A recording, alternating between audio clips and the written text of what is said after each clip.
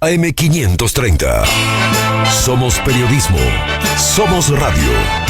Toma aire. 11 horas 5 minutos, estamos haciendo Siempre es Hoy aquí en AM530 en la Radio de las Madres. Venimos fogoneando, venimos anunciando esta charla especial. Les quiero recordar a todos que nos pueden seguir en el canal de YouTube Somos Radio AM530.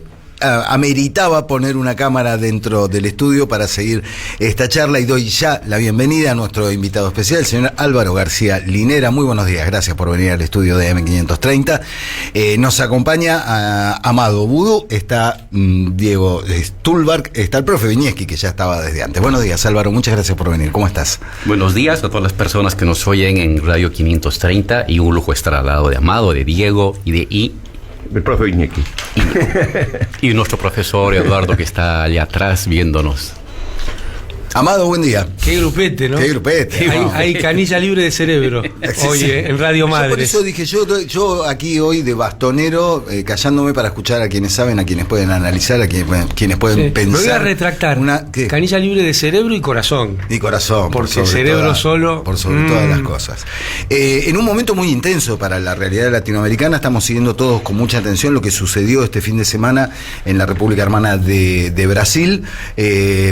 Bajando un poco del entusiasmo previo de un triunfalismo que hablaba, gana Lula en primera vuelta, pero que nos baja un poco y al mismo tiempo hay que recuperar esa alegría de decir, bueno, pero Lula ganó, pero Lula se impuso después de haber sido tan perseguido. ¿Qué mirada tenés, Álvaro, de cómo fue el proceso y cómo desembocó y lo que sucedió el domingo en Brasil? Mira, yo creo que lo que sucede en Brasil un poco condensa lo que está pasando en el continente. Por una parte, una nueva emergencia de fuerzas populares, una vez más, pero sin la suficiente irradiación como para lograr triunfos duraderos. Uh-huh. Y la presencia de unas fuerzas conservadoras fuertes, sólidas, que están para quedarse, que no han sido un invierno triste pero fugaz, que van a formar parte de la realidad de la América Latina y del mundo en las siguientes décadas. ¿Y qué va a hacer con eso? En esta tensión entre lo popular emergente sin la suficiente fuerza para lograr hegemonías duraderas, y lo conservador fuerte, sin la suficiente fuerza para lograr ellos tampoco hegemonías duraderas, pero con la suficiente fuerza para estar presente y para disputar cada palmo, ellos y nosotros, el destino de nuestras sociedades. Te dibuja un panorama muy complicado, muy enfrentado en América Latina en la siguiente década. Sí, yo siento a veces que del lado de las derechas son muy hábiles en construir un sentido común que no tiene nada de sentido y que no busca nunca un beneficio común, ¿no? Que consiguen imponer supuestas verdades, ¿no? Que muestran un frente muy unificado en pos de sus objetivos y que quizá de este lado, de fuerzas más progresistas, con otro discurso, a veces perdemos el rumbo. Perdemos un poco, no tenemos esa solidez que en ellos los distingue, que se rejuntan y consiguen imponer una mirada que nada tiene que ver con la realidad, pero que lleva a hechos como este, como el que estás diciendo, que no podemos sentir esa potencia de que estamos dejando atrás discursos muy poco, que apuntan muy poco al bien común, precisamente. Mira, lo que pasa es que las fuerzas conservadoras trabajan sobre un sedimento de su mando, de su dominio, de décadas y de siglos. Y por eso siempre están en ventaja. Porque tienen poder económico, tienen poder mediático, tienen el poder de la inteligencia, tienen el poder de nombrar y de renombrar y de jerarquizar lo legal, lo legítimo, y lo han hecho durante décadas y siglos. Eso es lo normal. Y de hecho, en los años 80, 90, era el universo.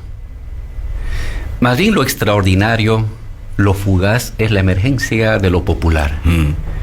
Y cuando emerge, lo hace de una manera extraordinaria, pero no duradera, ¿no?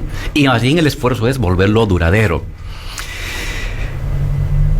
Siempre las fuerzas conservadoras tienen más ventajas. En la primera oleada progresista de inicios del siglo XXI, las logramos un poco desorganizar, no se esperaban. Un año antes de las grandes explosiones del 2000, 2001, 2003, nos habían dicho que este era el destino final de la humanidad: libre mercado, globalización, Estado pequeño y emprendedurismo. Y luego estalla algo que no lo esperaban. En ese primer momento, inicios del siglo XXI, estaban desmoralizadas, estaban atónitas. Y allá se aprovechó la emergencia de gobiernos progresistas que lograron hacer transformaciones. Pero la derecha no duerme. No. Los sedimentos de siglos y de décadas de poder, de mando, de conducción, se volvieron a rearticular. Y hoy están más articuladas. Y siempre van a tener las condiciones más favorables para intentar recuperar el poder, el mando, la conducción. Y nos están mostrando de que no las derrotamos, de que se volvieron a unificar, de que pueden volver a recuperar el poder por vía democrática. Lo hicieron acá, lo hicieron en Uruguay, lo hicieron en Ecuador, o por vía autoritaria, antidemocrática, como intentaron en Brasil, o lo han hecho en Bolivia. En Bolivia, claro. Entonces, esta es una primera lección. La derecha nunca está derrotada para siempre. Nunca. La podemos derrotar temporalmente. Pero ojo, si no estamos atentos, si no damos pasos más audaces para debilitar su poder y potenciar el poder de la gente, del pueblo, ellos se recuperan. Y lo están mostrando ahora, ¿no? Y, sin embargo, esto es lo paradójico del momento. Ellos tampoco tienen la fuerza suficiente como para imponerse como lo hicieron en los años 90. Sus recuperaciones son también de pies cortos. Bolsonaro llegó al gobierno para decir: inauguro una nueva época, cierro el petismo, cierro Estado y protección social e inauguro un nuevo tipo de neoliberalismo soberanista. No le está tan fácil para él, ¿no? Los compañeros del PT creo que eran conscientes que no iban a ganar en primera vuelta. Un poco en el extranjero nos fuimos con la finta, hasta el país nos decía que iba a ganar Lula con más del 50%. No es cierto. Los compañeros del PT eran conscientes también de sus límites. Te decían: vamos a intentar ganar la primera vuelta. Pero sabían que era difícil la primera vuelta. Sus expectativas iban entre 44, 47 y creo que se cumplió. Un poquito más. Ellos saben que la derecha está fuerte, pero no tiene irradiación para ser mayoría absoluta. Pero también que ellos están recuperándose, pero no tienen todavía la fuerza para ser mayoría absoluta. Entonces viene un escenario en el que el progresismo no puede bajar la guardia, no puede confiarse en nada y tiene que ir ganando minuto a minuto, día a día, hora a hora, la posibilidad de llegar a la población, de despertar los entusiasmos. La política es el monopolio de la esperanza de una sociedad. Y si no tenemos esa capacidad, el progresismo, de despertar la esperanza de un mundo distinto y solamente nos confiamos en ofrecerle que el mundo no sea tan malo, nuestra victoria está en duda y no vamos a tener victorias duraderas. Vamos a tener victorias meramente temporales o quizás derrotas. Amado, ¿cuántas veces se dio por muerto el peronismo en Argentina, no? Sí. Por esto que decía Álvaro. Yo escuchaba, ¿no?, con mucha atención esta idea de una suerte de paridad, una paridad no hegemónica, una paridad más inestable que nos describía Álvaro, de una altísima, que genera una altísima inestabilidad, este tipo de paridad. Pero hay un montón de noticias muy buenas, y Álvaro estuvo rondando alguna de ellas. Lo que parecía un mundo que se había acabado su historia a partir del consenso de Washington y el neoliberalismo fue derrotado. en América Latina, y hoy vuelven hasta con otro discurso. Y ahí hay una victoria del campo popular que hay que marcar. En el caso de Brasil en concreto, yo de ninguna manera esperaba que pudiera ganar en primera vuelta a Lula. Es más, ha hecho una elección extraordinaria después de la estigmatización, la cárcel, todo lo que eso significa, ¿no? Ha recuperado fuerza colectiva, pero condensada en su persona, para enfrentar una elección tan difícil como esta, y ha tenido un gran resultado y seguramente va a poder ganar la elección. Ahora, me parece que lo otro que nos invita, Álvaro, a pensar, que es el centro del análisis de las fuerzas en Argentina, peronistas, populares, nacionales, es cuál es el curso de acción para que estos tiempos sean más largos. Y yo estoy convencido que el curso de acción tiene que ver con la potencia de las políticas que se tomen. Me parece que a veces estamos bastante flojos en sostener el programa, y aún te diría en tener lentes propias para mirar lo que está sucediendo en el mundo, en la región y en el mundo del trabajo, por ejemplo. Entonces, la mal llamada radicalización, que es una forma de estigmatizar las políticas profundas del campo nacional y popular, me parece que ahí están las dificultades. Y te doy un ejemplo concreto. Nuestro gobierno, en 2 años, pandemia mediante, guerra mediante, pero también son oportunidades de cómo actuar, llevó adelante políticas que lo llevaron a perder la elección y por lo tanto tener menor fuerza en el Congreso para proponer políticas más populares. Entonces, ahí vos tenés una dinámica, una dialéctica entre las medidas del gobierno y la respuesta de la comunidad que te va debilitando en el tiempo, no te va fortaleciendo. Entonces, supuestamente no se hacen cosas que no se pueden hacer por lo que te van a decir del otro campo, y eso te lleva a perder fuerza en tu propio campo. Y entonces, en vez de entrar en una espiral como la que tuvo Argentina a partir del 2008, de acumulación de poder popular, de cambio en la correlación de fuerza, entras en el camino opuesto. Y si no somos capaces de concebir un programa de transformaciones profundas desde la mirada del campo nacional y popular, esto va a volver a ocurrir cada vez que tengamos la oportunidad de gobernar. Y ahí está, me parece, el núcleo de lo que tenemos que pensar para los tiempos que vienen. Cómo damos respuestas transformadoras en un mundo que está probado. Te lleva una concentración del ingreso y la riqueza, si aceptás las reglas de juego que te proponen, que te hace perder apoyo a los gobiernos populares. Si nosotros no somos capaces de pensar y compartir con la comunidad y poner en marcha un programa que modifique la distribución del ingreso, que cambie la correlación de fuerzas, bueno, va a ser muy difícil que, como decía Álvaro, estos periodos se prolonguen. Y nosotros ahora tenemos otro hecho concreto.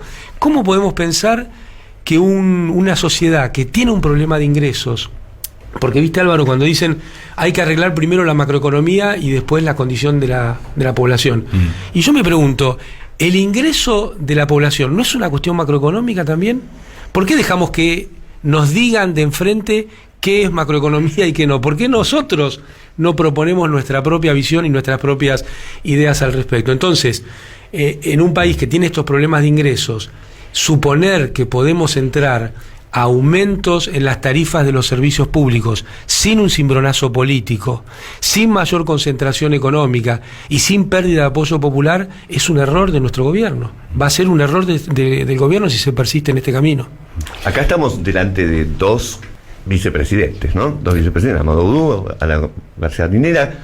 ¿Cuáles fueron los límites concretos que ustedes encontraron para poder seguir avanzando en un momento que era mucho más virtuoso que este, digamos, ¿no? Porque de eso que no se avanzó es de lo que se nutre después la reacción. ¿Qué límites encontraron para poder avanzar más en una sociedad más igualitaria? En el caso nuestro,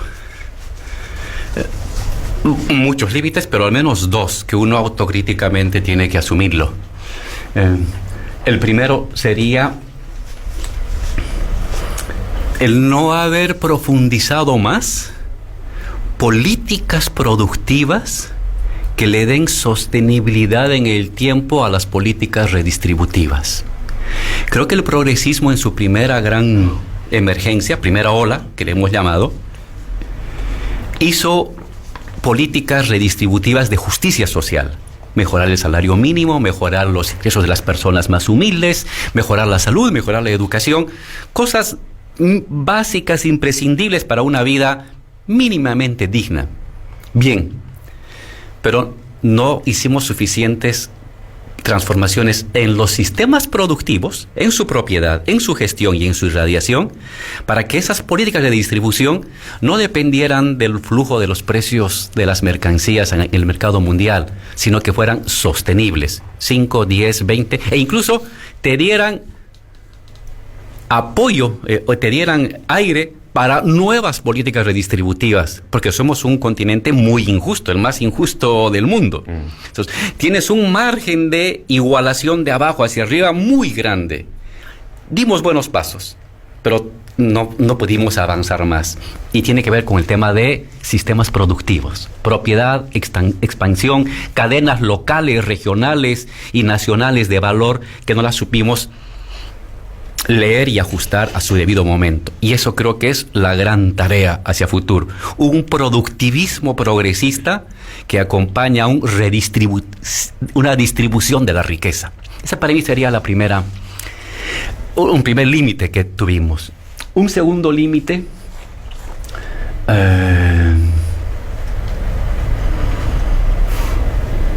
todos nuestros países tienen oligarquías muy conservadoras. Y el progresismo fue muy condescendiente con ellos en la primera oleada. Veníamos de abajo. Era un movimiento plebeyo. En algunos casos jamás había pisado gestión de gobierno. Tenía la fuerza de la irrupción y de justicia y de igualdad del mundo popular.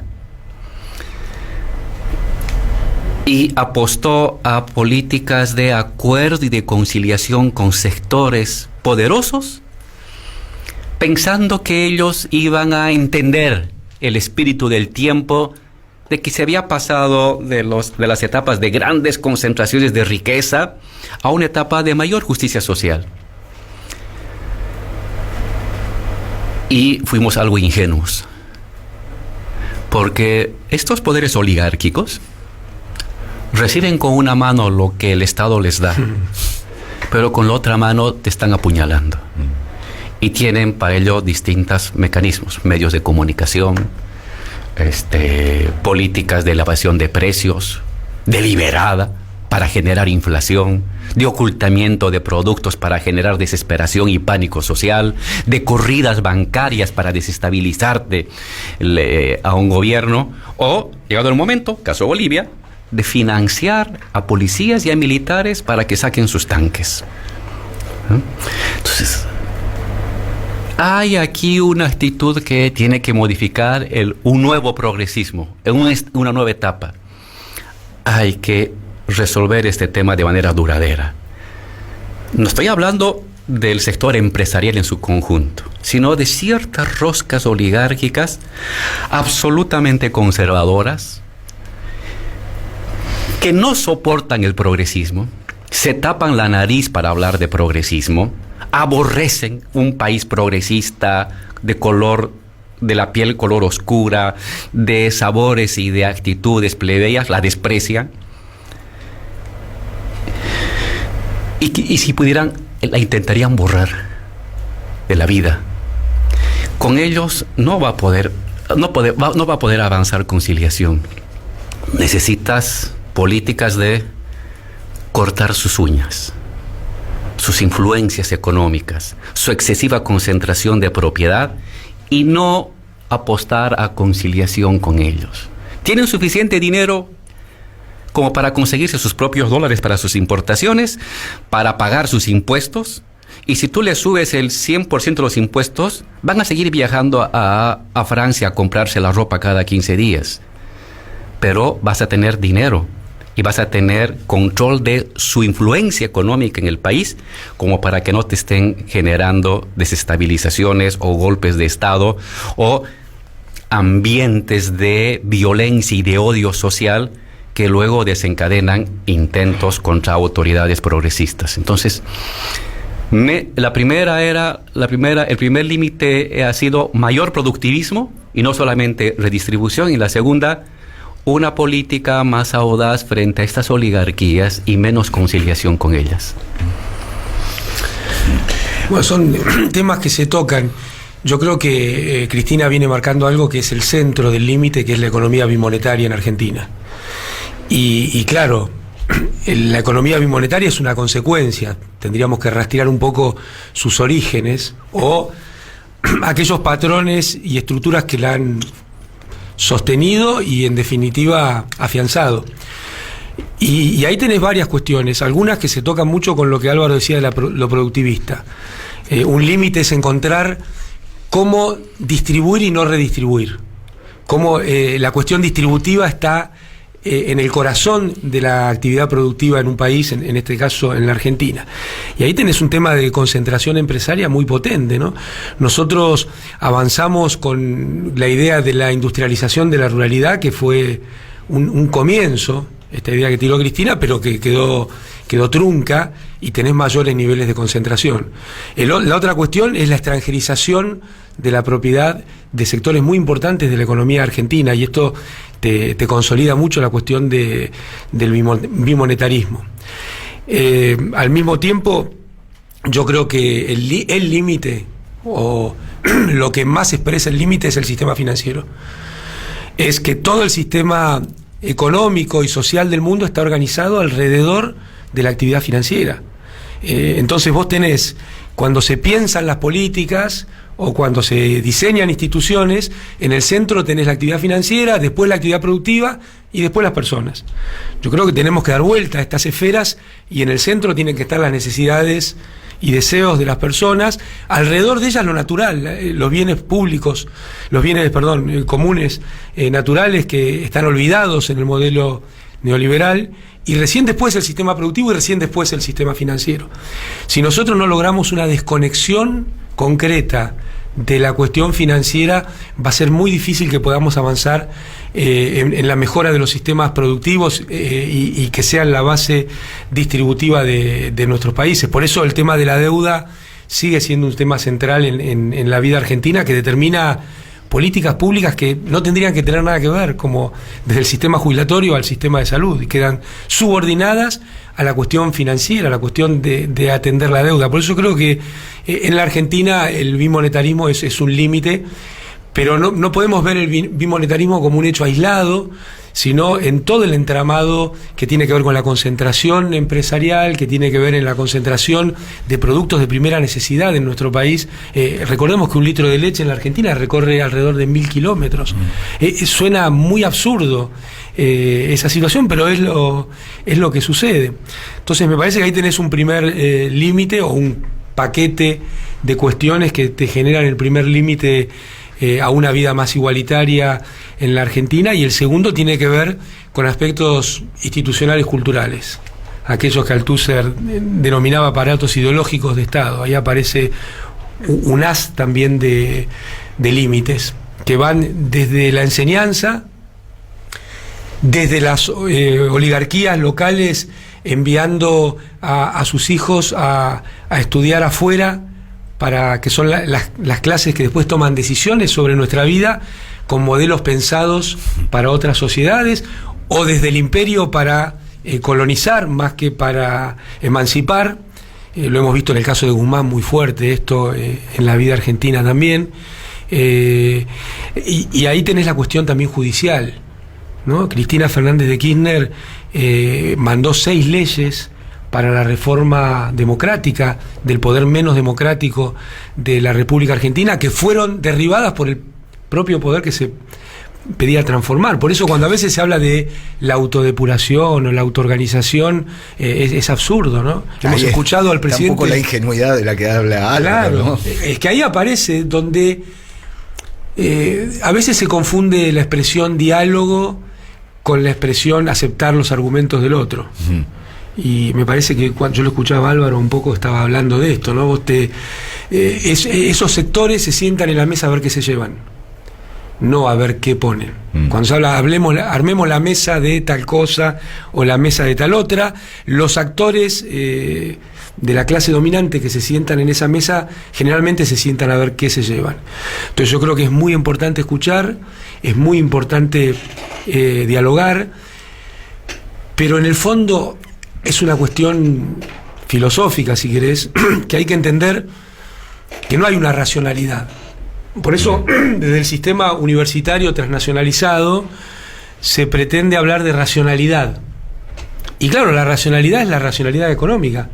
Ni siquiera es la racionalidad económica, es la racionalidad de una visión de la economía que tiene una definición de qué es la economía y que pone el sistema financiero en el centro. Además te dicen racionalidad y ahí establecen que lo otro es irracional. ¿Quién nombra, quién decide que es irracional? Entonces digo, nos sentábamos con todos los sectores. En la época de cuando terminó su último mandato Cristina, no había ningún sector de la vida económica argentina que no estuviera sensiblemente mejor que cuando empezó Néstor Kirchner. Ningún sector.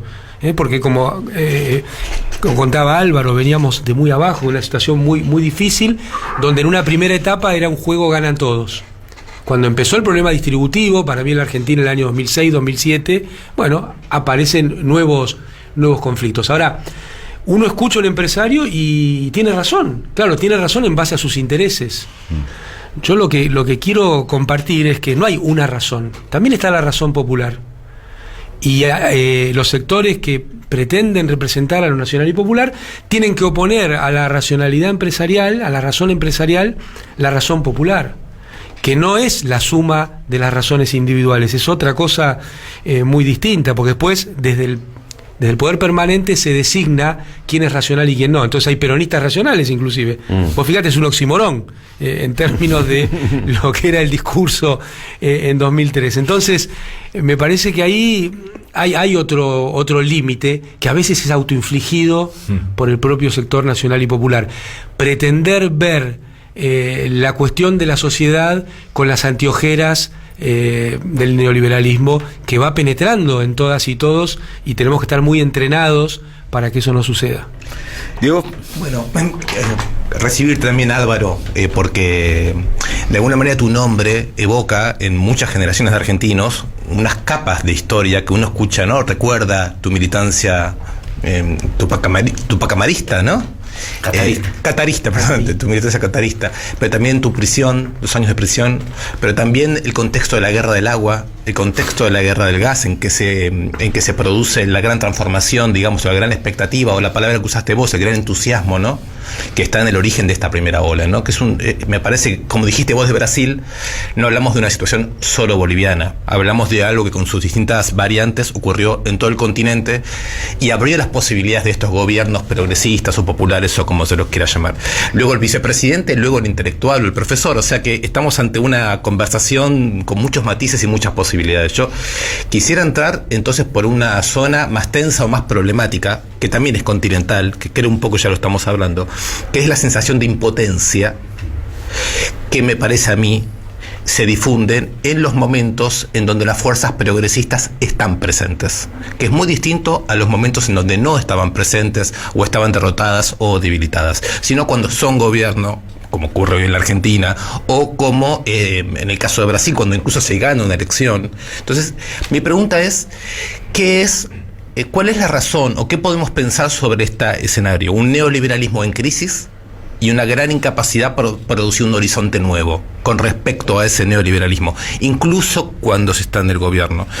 ¿Qué podemos reflexionar sobre el hecho de que las formas productivas, las formas de consumo, incluso los mecanismos de redistribución social, siguen siendo variantes subordinadas a este horizonte neoliberal? No logramos hacer una ruptura respecto a este horizonte, incluso cuando está en crisis. Me parece una gran cuestión porque hablaste de entusiasmo y Amado habló de la escucha. Entonces mi pregunta sería, ¿qué es lo que no hemos escuchado o deberíamos aprender a escuchar mejor respecto a estos sujetos plebeyos o de un conjunto de demandas que están vinculadas efectivamente con otro horizonte, con otras formas de los poderes territoriales? Hoy lo escuchamos a Petro hablando de los saberes libertarios de la selva como una realidad antagónica al capitalismo y bueno, me parece que entonces hay todo un horizonte a abrir en función de luchas sociales, populares, de discusiones muy postergadas en el mundo popular, que yo tengo la impresión de que a veces los gobiernos progresistas no lo escuchan mucho, porque la gestión inmediata y el combate contra una derecha muy, muy agresiva no permite más que actuar en el corto plazo y de manera muy subordinada al esquema neoliberal. Y el problema que le veo es que si los gobiernos progresistas defraudan esas expectativas, lo que ocurre con la democracia es una enorme frustración que después la derecha manipula muy rápidamente, bajo formas incluso muy extremas. Entonces, digamos, me parece que este es un horizonte que todos compartimos de mucha angustia y preocupación en América Latina, en Europa, pero hablemos de nosotros, digamos, ¿no? Sobre este horizonte quiero preguntar, sobre cuál es el horizonte de esto que se ha llamado socialismo del siglo XXI, que podemos llamar progresismo, si es, digamos, una especie de destino de salvar la democracia a como dé lugar, con alianzas a actores conservadores, sin poder proponer una apertura, otras formas que produzcan entusiasmos, ¿no? Para tomar la idea de que entusiasmo es un indicador materialista de que vamos bien. Y cuando estamos más bien desmovilizados, asustados, deprimidos, es que estamos muy mal. Sí, Diego, yo creo que tú alumbras un tema central para entender la fuerza y el límite del progresismo. La primera oleada del progresismo continental, con variantes, montó una ola de sublevación colectiva.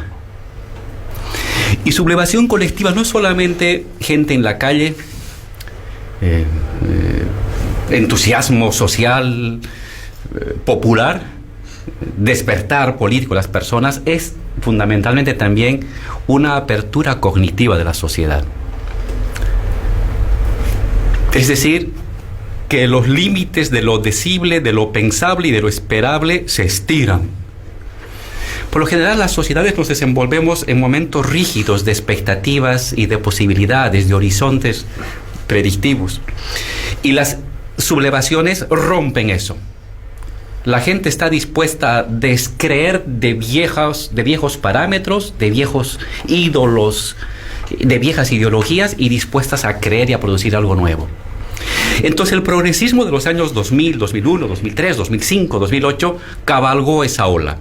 No produjo esa ola. El progresismo es un efecto secundario de un despertar social. Y eso le dio un gran margen, primero, de acción, de decisión, de audacia, de liderazgo, que permitió lo que sucedió con el progresismo. Tú tuviste casi 15 años de grandes transformaciones de justicia social.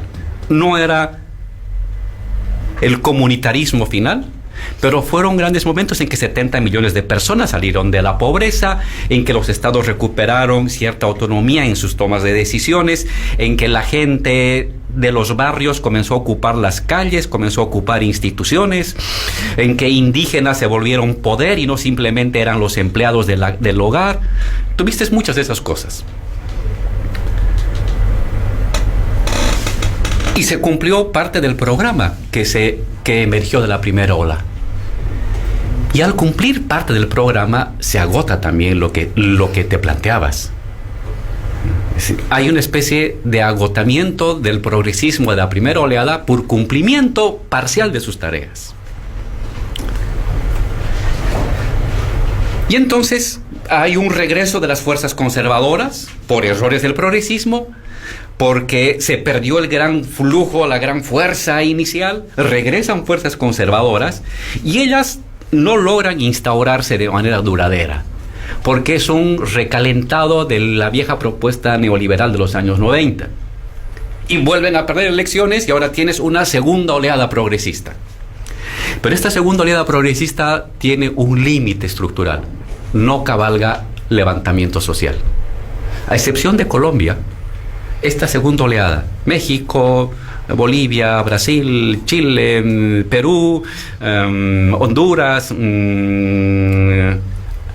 no viene de la mano de levantamientos sociales. Es más administrativo. Y eso es complicado. ¿Por qué? Porque si bien esta oleada administrativa ha permitido ganar elecciones y le va a permitir ganar, ojalá, a Lula a las elecciones a fin de mes.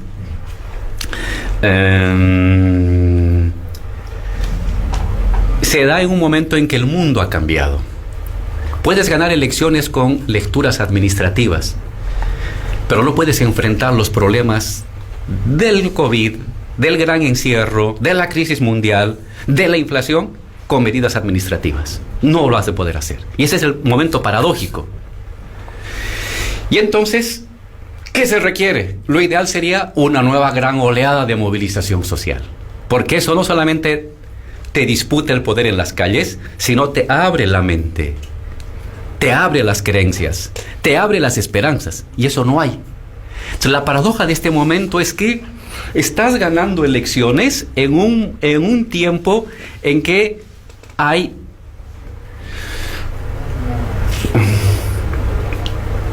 como diríamos un desánimo social general, ¿no? Las adhesiones son temporales, hay una desafección colectiva. Es la característica de este tiempo. Así va a ser el mundo y así está América Latina.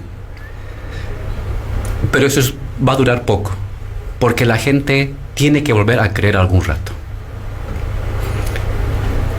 Y la propuesta política, el bloque social, que en su momento, cuando la gente salga de este estupor y abra su corazón nuevamente para nuevas creencias, ese bloque social, ese proyecto político o ese liderazgo que ofrezca certidumbres para las angustias de las personas, habrá de definir las características del nuevo ciclo de los siguientes 40 años en el mundo y en el continente. Lo ideal sería de que eso surgiera de un despertar colectivo. Pero los despertares colectivos, digo, no son un algoritmo. Entonces puede decir, hagamos esto, esto y esto y vamos a tener gente en las calles. No es así. El 2000 nadie lo planificó. El 2003 nadie lo planificó. La guerra del agua nadie la planificó. La guerra del gas nadie la planificó. Fue la gente que corpuscularmente se fue articulando por cosas que uno jamás las pensó y se vuelven fuerza colectiva y radiante. Ojalá se dé eso. Pero si no se da,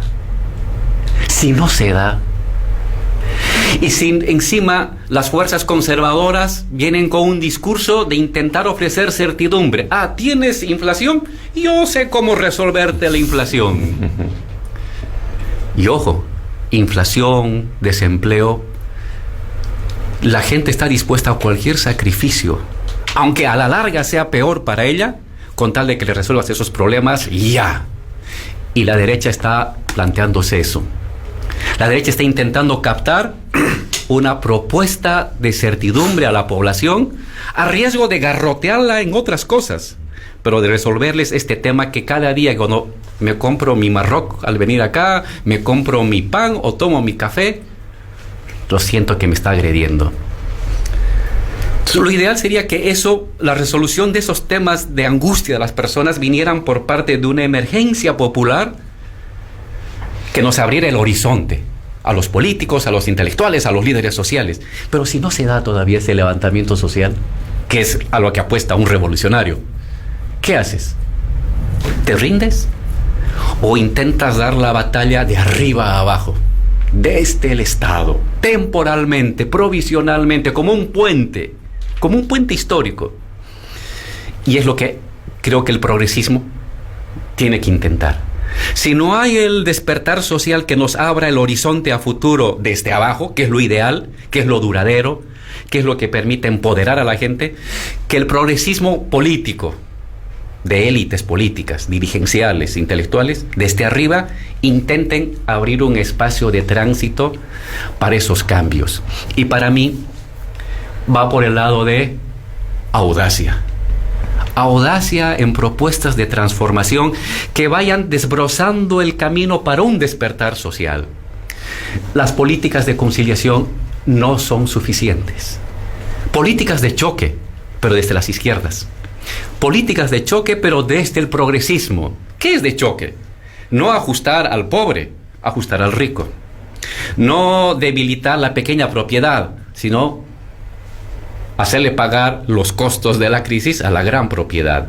No disminuir tus ingresos, aumentar tus ingresos a costas de los ingresos de los más ricos, de una pequeña porción de la sociedad que tiene mucho dinero, groseramente mucho dinero, que si tú vía impuestos, vía justicia social, puedes ayudar a crear este puente temporal a la espera de un nuevo levantamiento social. Entonces, en estos momentos tenemos gobiernos elegidos para darle continuidad a un proceso, y eso permitió ganar elecciones. Pero el mundo ha cambiado. Ya no basta darle continuidad y administrar lo de antes. Tienes que lanzarte audazmente a crear un nuevo proyecto de progresismo para los siguientes 30 años. Y si tú no lo haces, lo va a hacer la derecha. Va a esforzarse por hacerlo a la mala, a la fuerza, autoritariamente, pero resolviendo dos cosas que le angustia a la gente. En algunos lugares, seguridad; en otros lugares, inflación; en otros lugares, empleo. Y la izquierda debería tener, el progresismo debería tener respuestas para esas tres cosas. Pero desde el punto de vista popular, desde el punto de vista de la justicia, desde el punto de vista de la democracia, y no desde el punto de vista de la propiedad y la ganancia de unos cuantos. Entonces, es un momento paradójico. Ganas para un momento que ya ha pasado, y no estás preparado para un nuevo momento que requiere audacia y iniciativa y cierto entusiasmo para dar grandes transformaciones. Y entonces lo que sucede es esta medio parálisis, ¿no? Esto saber a dónde vamos a ir. Hay que romper. Si no lo hacemos nosotros, de este lado del progresismo, del campo popular, lo va a hacer la derecha. La derecha se está afilando los dientes para sus políticas de ajuste. Y eso va a ser terrible para el mundo popular. Te quería hacer dos pequeños comentarios que son preguntas para que amplíes algunas cosas que dijiste recién, dos muy breves. Una primera tiene que ver con Chile, con esta situación en donde el levantamiento social no es tan lejano, y sin embargo lo que ocurrió en el apruebo nos llena de preguntas, ¿no? Respecto de cómo una movilización tan grande, incluso con un gobierno y una movilización, digamos las dos cosas juntas, sin embargo la derecha tuvo ahí una posibilidad de acción y de modelación de la situación. ¿Esto cómo lo ves? Y la otra tiene que ver más bien con una pregunta sobre el progresismo mismo, en el sentido de que a veces me parece, me voy a incluir, perdemos mucho tiempo haciendo pedagogía pública, explicando la historia, explicando el capitalismo, explicando lo justo y lo injusto, pero nos falla un poco lo que dijiste vos, el problema de la respuesta concreta que sea desde otro punto de vista. Entonces mi pregunta sería, ¿qué significa que sea desde otro punto de vista? ¿Qué significaría resolver estos problemas de inflación, de trabajo, desde otro punto de vista? Porque la impresión que da es que por el momento las soluciones que se han dado produjeron un electorado que vota a la derecha. Es decir, gobiernos que logran producir momentos de inclusión muy grandes al interior de una forma muy estereotipada de consumo, y después ese electorado puede votar perfectamente a la derecha. Entonces, evidentemente, no es la pedagogía lo que está resolviendo el asunto, sino cómo en concreto se ponen en juego los modos de vida. Entonces, esto último. Mira, a mí me llamó la atención oír ayer o antes de ayer a un ministro de un país hermano que exhibía como un niño que acaba de responderle bien a su profesor, que levanta la mano, de esos nerds que están en la primera fila y levantan la mano para responder la pregunta, y decía: estamos muy orgullosos que tenemos superávit fiscal. ¿A quién le importa tener superávit fiscal? Si tengo una inflación del 10%, no tengo empleo, ¿para qué me sirve el superávit fiscal? Resuélvame mi problema de la inflación, resuélvame mi problema del empleo, resuélvame mi problema de mi vivienda, de mi deuda para pagar. Entonces, eso me llamó la atención. Creo que hay un desencuentro entre las élites políticas emergentes respecto a no solamente el movimiento, sino los líderes del movimiento que estallaron en esos países. El primer ciclo popular del siglo XXI hubo una simbiosis entre liderazgo del movimiento y proyecto político electoral. Y en algunos países creo que hay un corte. Las élites que llegan al gobierno no son parte de las élites del estallido social. Y eso te da que un ministro se sienta tan orgulloso del superávit fiscal y al lado está tu inflación del 10% que te está estrangulando, ¿no? Sobre la reflexión que haces de cómo enfocar un mismo tema desde distintos puntos de vista,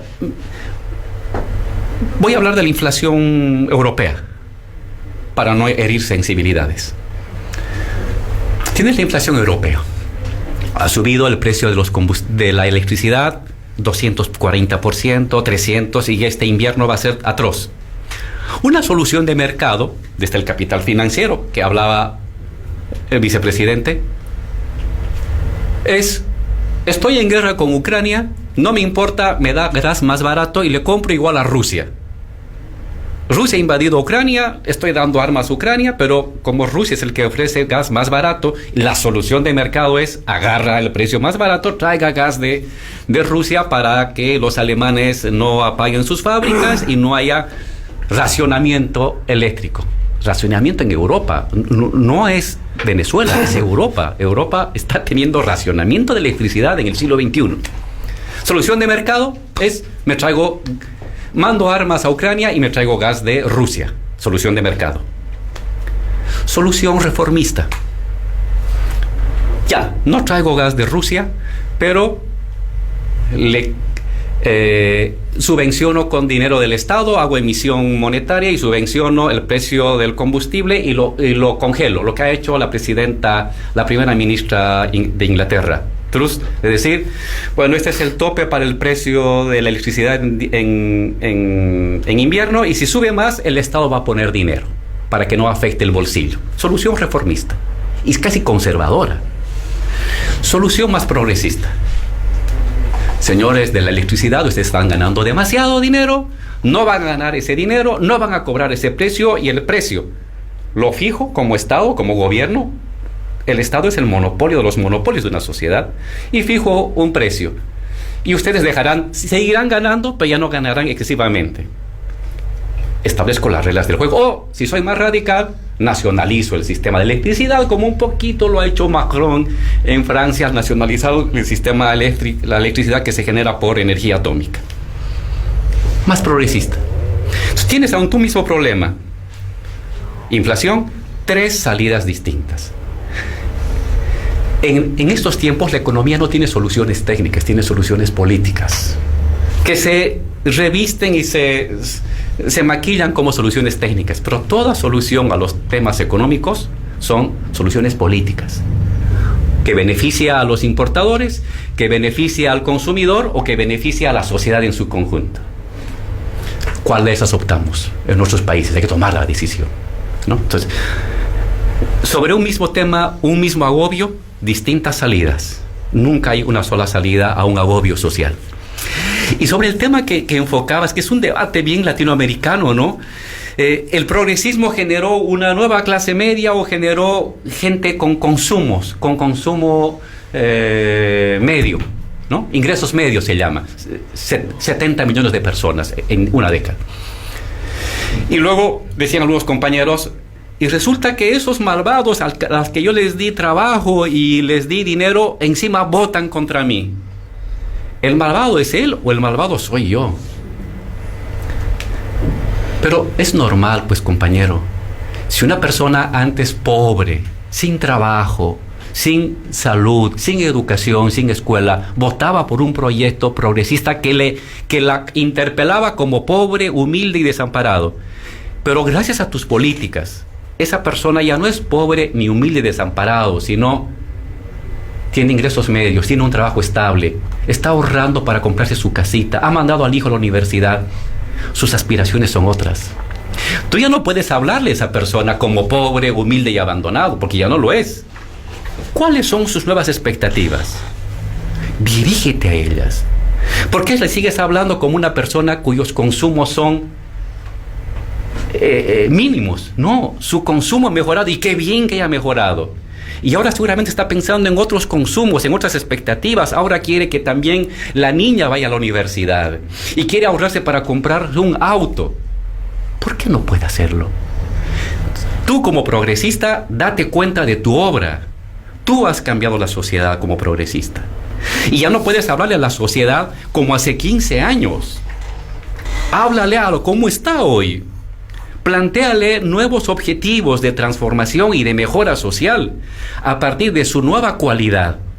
El problema no está en esa persona que no vota por vos. El problema está en ti, que te has anquilosado en tu discurso, que te has fosilizado en tu discurso de seguir hablando como hace 15 años cuando la sociedad ha cambiado por tus políticas estatales. Entonces aquí el progresismo tiene el reto de ampliar su discurso. Ciertamente hay un pedazo de la sociedad que sigue siendo muy pobre, humilde, pero hay otro pedazo que vino de allí y ya no está ahí. Háblale a ellos, óyelos, tómalos en cuenta, interpreta sus expectativas. Entonces modifica tu discurso y tu emisión y tu propuesta progresista y no seas fósil, no sigas hablando como hace 15 años. Entonces ahí para mí el problema no está en una sociedad que no vota por vos, está en ti como progresista que no supiste entender las nuevas expectativas de la sociedad, porque sigue siendo parte del campo popular, no es un empresario, no es un ricachón, no es un banquero, sigue siendo un trabajador, pero es un trabajador que ya tiene la calle pavimentada, que ya no va a hacer el baño a un barranco, sino que tiene alcantarillado en su casa, que tiene una escuela de 2 pisos, ya no de barro y de techo de paja. Y entonces sus expectativas han modificado. Háblale a él, plantéale qué necesita, óyelo y amplía tu propuesta de transformación social desde el progresismo. Compañeros, yo me quedaría escuchándolos, no hablando, porque la verdad que ha sido hermoso. Se nos termina el tiempo, es una pena. Hay muchos mensajes de los oyentes agradeciendo. Álvaro, Amado, yo te quería agregar algo de esto hermoso, que decía Álvaro, que me parece que hay que reforzar, porque es muy importante cómo los propios funcionarios, militantes del campo nacional y popular, cuando son atravesados por la concepción neoliberal, empiezan a confundir herramientas con objetivos. Esta anécdota que nos contaba del ministro que dice qué contento que tengo superávit fiscal, es porque está confundiendo herramientas con objetivos. Y me parece que una de las grandes cosas que trajo la oleada popular en Latinoamérica es entender que siempre la economía tiene que estar subordinada a la política. Los objetivos son políticos. Lo económico, en todo caso, es instrumental, en el mejor de los casos, y muchas veces no deja de ser un problema la forma de pensar las soluciones. Amado, Álvaro, muchísimas gracias por acompañarnos, gracias por alumbrarnos, por ayudarnos a pensar. No, ha sido un lujo para nosotros y para los oyentes que están agradeciendo muchísimo. Muchas gracias por esta visita. Álvaro García Linera, Amado Vudú, Diego Stulbar, muchas gracias por acompañarnos, por ayudarnos también. Profe, nos reencontramos mañana. Eduardo Fabregat.